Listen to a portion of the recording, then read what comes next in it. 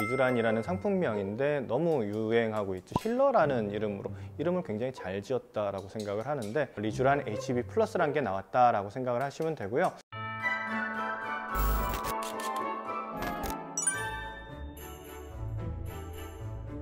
그럼 부작용은 없느냐? 장기적인 부작용은 여태까지는 많이 보고는 되지 않고 있어요. 근데 단기적인 부작용으로서는 처음에 들어갈 때 아플 수 있는 통증. 근데 통증은 시술 방법에 따라서 굉장히 많이 차이가 나고요. 충분한 마취와 이제 부드러운 시술로 통증의 정도를 굉장히 많이 낮출 수가 있습니다. 그래서 이것도 담당 원장님과 상의한 다음에 하시는 것이 좋을 듯 하고요. 그리고 특히나 리쥬란 같은 경우는 진피 부위에 좀 오래 머물러 있어야 되기 때문에 진피부에 직접 놔주는 게 굉장히 좀 중요해요. 근데 이제 너무 깊이 들어가면은 좀 빨리 분해가 되거나 진피부에 영향을 미치기가 좀 어려워가지고 효과를 좀 적게 남길 수가 있고, 너무 이렇게 위쪽으로 들어가게 되면은 요철이라든지 이런 게 너무 좀 많이 생기고 오래 가기 때문에 좀 불편한 부분들도 있고 하기 때문에 기술적으로 진피부에 정확하게 들어가도록 주사를 놓게 되면은 불편한 점도 조금 줄이면서 효과도 좀 많이 볼 수 있는 이런 것들이 있습니다. 손으로 놓는 방법이 있고 기계로 놓는 방법이 있고 에어건 같은 거를 써가지고 놓는 방법들도 있거든요. 솔직히 말하면 효과는 손으로 놓는 게 제일 좋아요. 왜냐면 다른 방법을 쓰게 되면 로스가 너무 많고 시술 시간은 짧고 시술하기는 편한 대신에 실제적으로 피부에 들어가는 것보다 밖으로 빠져나가는 경우들이 좀 더 많거든요. 그래서 의사 선생님이 하나하나씩 이렇게 주사기로 놔주는 게 효과도 오래 지속될 수 있는 방법이다 라고 생각을 하시면 됩니다. 문제는 좀 자주 맞아줘야 돼요. 그래서 이제 환자분들한테 제가 설명하는 거는 영양제 같은 거다라고 생각을 하시면 된다. 주사로 놔줄 수 있는 영양제다라고 생각을 하시면 되고, 조금 피부가 좀 건조하거나 피부 상태가 좀 좋지 않다라고 생각이 드실 때 오셔서 맞고 가시면은 한 1, 2개월 정도, 또 길게는 3, 4개월 정도 피부 상태가 개선이 되고, 또 그거 맞은 것만 가지고도 피부에 재생 효과가 있을 수가 있기 때문에 그런 개념으로 생각하시고 맞으시면 좋을 것 같습니다. 두 번째는 예전에 이제 한번 제가 설명을 드렸을 거예요.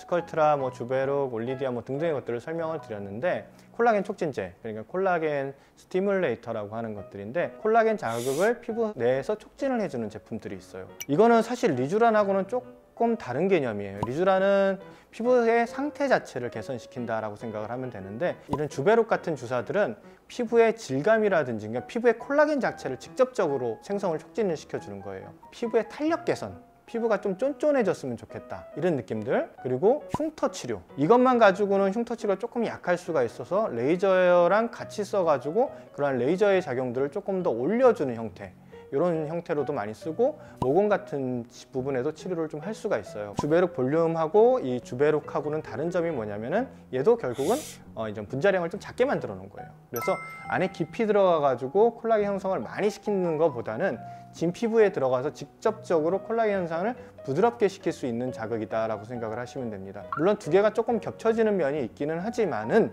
각각의 이제 담당 원장님들하고 상의를 한 다음에 어떤 게 나한테 맞을 건지, 아니면 내가 개선시키고 싶은 게 무엇인지를 선택을 하시는 게 좋을 듯 싶습니다. 그리고 이제 마지막 세 번째로는 콜라겐을 만드는 게 아니에요. 그냥 넣어주는 거예요. 근데 이 콜라겐을 넣어준다는 개념은 되게 오래전부터 있었어요. 제가 계속 말씀드리지만은 20대 때부터 1년에 1, 2%씩 줄어들기 시작하거든요. 20대 중반부터. 그러면은 한 40대가 되면 20년 정도가 지나면은 1%만 줄었어도 생성 빈도가 20%가 줄어들기 때문에 우리가 환자분들이 오셔서 표현하시는 게 약간 무너져 내린다, 힘이 없어진다 라는 얘기를 해요. 그건 뭐냐면 피부가 쫀쫀하다가 물렁물렁해지는 거예요. 왜냐면 콜라겐의 밀도, 엘라스틴의 밀도가 줄어들다 보니까 피부 자체에 힘이 없어집니다. 근데 피부만 없어지느냐, 그 밑에 있는 근육, 인대 이런 것들도 다 줄어들거든요. 그러니까 전체적으로 흘러내리는 느낌의 현상으로 가는 게 이제 노화라고 하는데, 그럼 이걸 어떻게 채우면 좋을까? 그래서 처음에 사용했던 것들은 이제 돼지한테서 추출한 콜라겐들을 사용을 하기 시작했어요. 이게 문제가 뭐냐면은 돼지랑 사람은 콜라겐이 단백질이기 때문에 면역 반응을 유발을 하거든요. 물론 면역 반응을 최소화하기 위해서 여러 가지 공정이라든지 처치를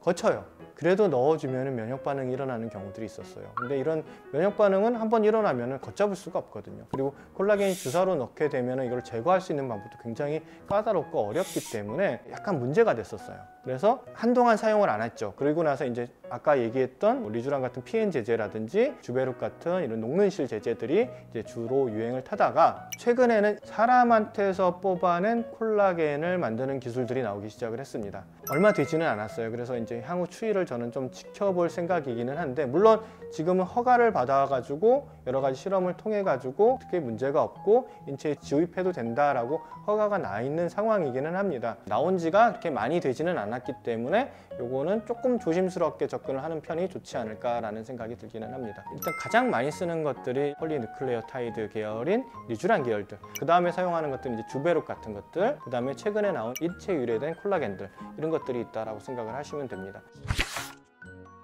환자분들이 누가 뭘 맞아가지고 좋아졌는데 나도 그거 해주세요 이렇게 하시는 것보다는 담당 원장 선생님하고 잘 상의하시고 내가 원하는 바가 무엇인지, 어떤 부분이 좋아지고 싶은지 이런 것들을 잘 선택을 해서 결정을 하시는 것이 도움이 되지 않을까 싶습니다. 오늘도 시청해 주셔서 감사합니다.